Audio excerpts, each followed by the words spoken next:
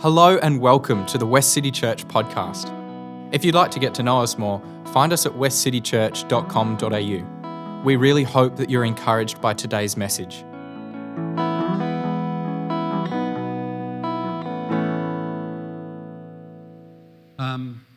West City make a big deal of welcome and inclusion. That hasn't always been part of my faith walk. Not so much in the church that I grew up in. I've been part of Churches of Christ for over 75 years probably. Originally, for the first 20 years I was part of the Swanston Street Church of Christ in Melbourne, and it was a bit different to West City. Back in those days we would say it's probably traditional, fundamental, legalistic, it left me with some very black and white views. I can probably take less if I put it in this hand. Now I value this community because of its diversity and complexity. The challenges it brings to listen and to learn, not to be too quick to form conclusions about people, about positions and about practice. So it's been a big shift for me. Nevertheless, I still value those early years of my life and my faith journey. They've been important to me. I needed the simplicity then. I think it was important. Now it's more complex. And I wonder whether this is not a parallel to the story of God's people. I wonder if God was sort of parenting his people in those early days with simple instructions or rules about doing the right thing. Because I see more of that in the Old Testament, and the New Testament moves on from that. And this dynamic between Old Testament and New Testament traditions and faith is more complicated, but it's one that we all need to wrestle with, as indeed the Apostle Peter wrestled with in the story in Acts 10. We need to view the Old Testament through a New Testament lens, because some things no longer apply. Other things do, other things apply even more so. There are some things in the Old Testament that Jesus has already done and we no longer need to do, like sacrificing. But there are other Old Testament laws about behaviour that Jesus upped the ante. No longer is it about not committing adultery, it's about not even having lustful thoughts.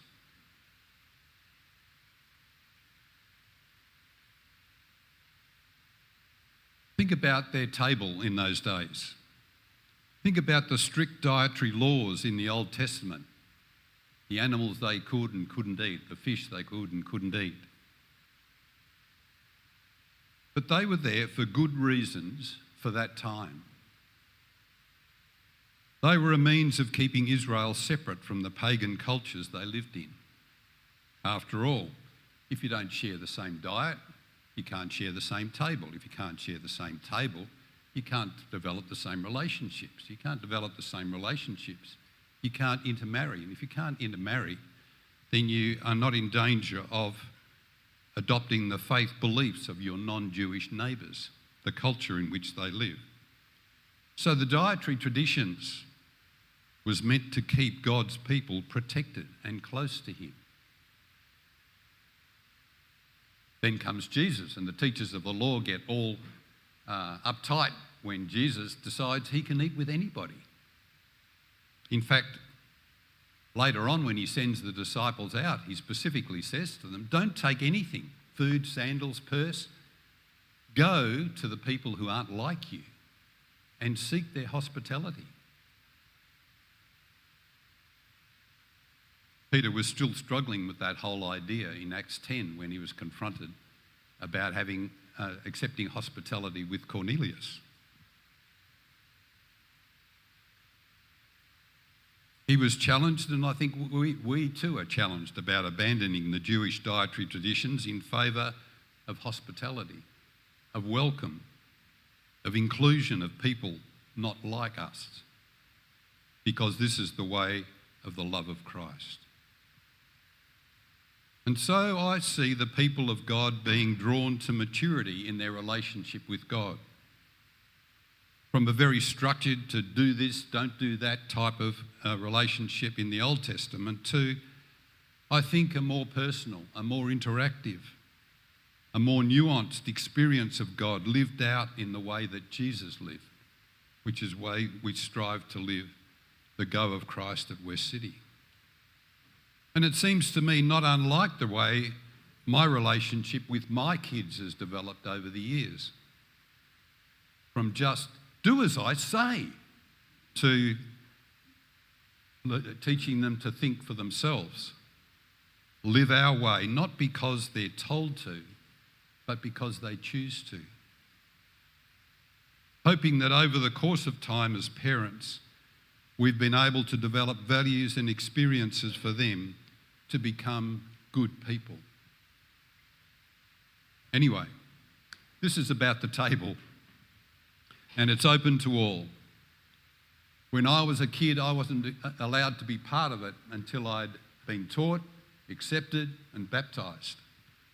Not so here. The welcome of Jesus comes first at Westcity. So when the time comes, the invitation is given, come. Wherever you've been, whoever you are, whatever you've done, come, because it's the Lord who invites you, and it's his will that he meets you through this. Amen. Hi everyone. Thanks for letting me speak today. That's very nice. And and as you all know, it's Homebrew, so I get to say what I want. Been pretty nice getting to follow Lauren and Nina and Travis as well, but I'll be a bit different, obviously, because we're all different people. And I think that's the lovely thing about Homebrew is we all get to share our different walks and different experiences and things. I won't sit down because I will not be able to breathe, which leads me into the first part of my message is that I'm pregnant. Woo! Josh did that. Yeah. And I literally can't breathe when I sit down, so we don't need to hear that. I was really naive when I was planning pregnancy, thinking that it would just be me but fat, but instead it's been constant nausea and sickness. And my new favourite thing is chronic anxiety, which has treated me well at work especially, but has also helped me to formulate this message, because I've been thinking about this idea before we were even planning on having kids, and it's the idea of legacy, and this idea of this child inside me. What am I giving it? What am I passing down to it? What's my legacy that I'm handing down to this child? That's been fun to marinate on. You see in the Bible, and the thing that first made me think about this is I started some book in the Old Testament. I think we were looking at names or something actually, and it was like, Joseph is the son of Jacob, who's the son of this and this and this. And clearly this idea of genealogy and legacy is important to God, and the idea that who you come from and who you belong to impacts their story. So when you're reading these stories of these people in the Bible, they want you to know who they come from so that can kind of impact their story as well. Now, that's about as much Bible as I'm going into today. If you want teaching, you can wait for Josh to speak next. I'm going to get a bit of a science lesson instead, because that is, or social science, I guess. So this idea of the nature versus nurture debate. I think we are all probably familiar with it, but if you're not, it's the idea that what do you come from? Is an offspring a child? Is it made up of just genetics and hormones, and is its level of intelligence and personality purely determined by its DNA and its genes? Or is it the idea of the environment and your social structures, the people that are around it, and the experience that it has when it's out of you that is going to make that person who it is. Now, how they studied this nature versus nurture, and all the social studies were usually involving traumatising children and monkeys, which we don't do anymore, and it is usually through observational studies now. So the debate has come to the conclusion that it's a combination of both genetics and environmental and social influences. And there's a new science that has kind of emerged in the last 80 years or so, and it's still being studied, and it's the idea of epigenetics. And the idea in the study of epigenetics is how environmental factors, so the nurture side of the debate, alters DNA by adding on epigenetic tags that can be expressed, so turned on, or not expressed, turned off in a person's life. I've explained that very basically, and if it's wrong, just pretend it's not. So the reason that one of the first pioneer studies into this is that they were looking at Holocaust survivors, and they were looking at how, even though we're about 3 generations past the Holocaust, how we're still seeing in offspring of people who have directly experienced the Holocaust that they are still having increased cortisol levels. And cortisol is the hormone that is the stress hormone. So having increased levels of cortisol can lead to increased stress, more connection to PTSD, leads to things like diabetes and cardiovascular disease and obesity and all these negative health outcomes, and can also lead to things like addiction. Now, so we're seeing that even though the offspring 3 generations past have never been a part of the Holocaust, were never part of that extreme, terrible thing, they're still having the similar levels of cortisol expressed in them as if they are experiencing the trauma themselves. So this is really proving the idea of generational trauma being a thing. And it would be remiss of me on Australia Day not to mention where I first learnt about this was in an Aboriginal health and culture lesson in uni. And we learnt about this, rather than the Holocaust, in the context of colonisation and the stolen generation. The stolen generation, obviously a terrible tragedy. Not tragedy, it's decisions that were made that came to terrible trauma. And it's showing that people who are not part of that, the offspring of the people who are in that stolen generation, are still experiencing similar effects of increased cortisol, PTSD, and experiencing the trauma as if it happened to themselves. Things that contribute to this is also chronic psychosocial and environmental stresses. It's what really contributes to whether the epigenetic tags are expressed or not expressed, and to what level. And these include things like having a low socioeconomic status, unsafe or insecure housing, neighbourhood violence, limited healthcare, food security, early childhood adversity, social isolation and discrimination. So when the topic of change the date comes up and the response is to just get over it, we must consider that this generational trauma is still very much present in First Nations epigenetic tags, and that the government and institutions aren't designed to recognise this and aren't yet succeeding in addressing these chronic psychosocial and environmental stresses. So rather than us just arguing that it shouldn't affect them and maybe we should just listen to the people who are saying it is affecting them and urge the powers that be to respond, because it would be really nice if we could all celebrate today. Or not today, it's the whole point. All be able to celebrate what makes Australia Day great, or Australia great. Thank you. So that's all I'll say on that, and we'll go back to my favourite topic, myself. Sorry, it's a joke. So again, thinking about my pregnancy and what I'm giving to this child and my idea of legacy. And I've shared with you guys before a little bit of my story, well, my dad's story, I should say, and his struggles with addiction. Growing up, getting to see him in Sydney, it was always us going to NA and AA meetings together, and was kind of my first taste of a community So that was always fun. But my dad is and was and maybe is, I don't really speak to him very much, is an addict. And addiction is something that stays with you. I have a real sense of, I guess as I've grown older, a bit of sympathy for my dad, even though he's done a lot of really harmful, toxic, terrible things. I believe a strong reason to why he's an addict is he had a really bad accident in the Navy. It involved him, many people dying, about 6, and himself, and he was resuscitated after 4 minutes. And you can see how this level of trauma and what he probably experienced obviously was a PTSD, but in the 80s that wasn't recognised the way it is today. And you can see how this has led to his addiction, as well as his personality as well.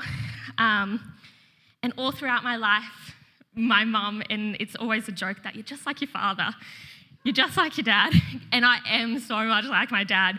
We are so like the most anxious people, but we'll just lash out. We'll just be like, just say things that are just not true, just to win a point. And it's just, all related to anxiety. But we're also very creative people, very messy people in our home, which I'm sure Josh loves. But all these things which I know come from my dad. So growing up, I had a real sense of fear that if I'm just like my dad, am I going to be an addict just like my dad? And I was always really fearful of the idea that if something happened, I would go down that path. It's something that's followed me, I think, growing up, especially in those teenage years. But obviously, I'm not an addict. I'm standing here before you today as someone who's never really done anything of those sorts. And I can honestly say, for me, the reason that is the way it is because of Jesus. And I used to pray that I wouldn't end up like my dad. And I think when we pray and ask for Jesus to break cycles, and especially when, I didn't grow up in a Christian home, I came through youth group, so I was, someone just invited me and that's how I'm here. But the idea of when you pray to God, I think we have this especially me when, not growing up in church, had this naive idea that Jesus comes down on a cloud and you shall be changed, and more like a wizard than a holy entity. And I thought, there's an idea of a prophecy that would come or a vision of God, and I thought that's kind of what would be making that change in me. But that's never been the case for me. It's never been a direct Jesus thing. I don't think I've ever really heard the voice of Jesus or whatnot, and some people do for sure, but for me it's always been the people around me, and it's been the community that Jesus has put in my life, that when I've asked for change and I've asked not to be like my dad, I think he's done that by putting amazing people in my life, an amazing community, not just in church, but I believe he gave me the world's best mum. I love my mum more than anything. She is gone through far too much than she should have ever had to deal with, which you can imagine being married to an addict for 8 years would provide. And also, she just always chose us, though. I believe even as a kid, even from young, my early memories was always not wanting to be like my dad. And even though I probably didn't have the words to articulate that at the time, I wasn't asking Jesus at the time, but I was asking that I don't want to be like dad, I want to be like mum. That was just still Jesus giving me the world's best mum to break that cycle. She also made the very amazing decision to marry the world's best man in my stepdad, who I call dad now. And I used to always wish that I had a dad who would love and cherish me, who would choose me above all else. And I used to think that was just Jesus, but I also realise now that Jesus provided someone like him in the form of my dad to be that person. I've said dad for very different people here. Dean is my dad, my stepdad. Do indulge me while I tell the story of how they met. I just find it just such a testament to how amazing my mum and dad is. They met on eHarmony, which is the original Tinder, 20 years ago. And Mum on the first date was like, I have 2 kids. You're either in or you're out. And he was like, all right, bet, I'm in. And then a month into the relationship, like the month anniversary, Dad buys Mum a ring. And just as a general ring, it's not like a diamond, it's not an engagement ring. And she goes, I'll just put on this finger then. And puts on a ring finger, and that's how they got engaged. And 19 years later, 19 years later, they're still together. And yeah, Dean chose to be my dad, and every step of the way, even though the classic, you're not my dad, came along in my teenage years, he always chose me and always chose to love me and chose to discipline me like a father and chose to teach me like a father. And I do believe that I know that my baby will have that love surrounding them too. Also, as I grew up, and when you're a teenager, I think every teenager hates their parents and tries to rebel a little bit. But my rebellion was going to youth groups, so they're winning a little bit. But I was still surrounded by a great community of people and a great set of examples in Tara and Duncan, who have started coming reluctantly, but I'm forcing them to stay because I like my family close. But were amazing examples to me as well, and to Josh. Tara took me driving lessons, took me to my driving tests, and was the first person I met when the 6 that I failed. And took me on my first outing in Perth when I moved from Queensland as well, and showed me around Kings Park, and something that I will always cherish. Then meeting Josh at 15 and soon being adopted into his family, and having Gail and Mitford, who are Josh's grandparents, who are my grandparents now, and who love me just as much as my own grandparents do. So when I pray and asked God to make me not like my father, and when I asked for my legacy to be changed, I'm really asking for that epigenetic structure to be changed. Because as I've said, those genes can be turned on and off, and that can be through the nurture aspects. And I know that the nurture that I've been given growing up is that I've no longer got the risk of addiction. That yes, the anxiety that leads to addiction may be in me, but that I'm too far into the positiveness of community that I won't go down that path. And that's not something I ever have to worry about, because I also know that Jesus is the ultimate change maker. He's the epigenetic alterer, so to say. Ooh, he's the cycle breaker. You were given the hands that you're dealt with, but there is an opportunity to get rid of those cards as well. You don't want those cards that you've been given. Community is one way that this can be expressed. And I do ask that if, any of you are not wanting a cycle in you, whether it's something you've actively chosen or whether it's something that it's been just thrust upon you, something that maybe you've inherited. If you don't want that, there is opportunity for change. That opportunity can come through the people around you that Jesus has put in your life. So I know I'm going to be okay. I know my baby's going to be okay, because I've also got the love of Westcity. I love this church. I love coming to this church. I love that we get to do communion together, which is really the physical emblem and symbol of everything I've spoken about today. That is a uniting of community and uniting of one another. So, thank you so much for joining us. Each week at Westcity, we say a benediction together. We do this because we believe that the purpose of the church is to be a caring community for the world, and that as we go and serve others, we enter into Christ's work of welcome, restoration and healing, both for us and others. We believe that in doing so, we get to see and encounter Christ. So let's say the benediction together. We come together as the church to be reminded of the go of Christ. So we will go out and feed the hungry, go out and clothe the naked, go out and fight for justice, go out and end oppression. Go out and proclaim anew the old story.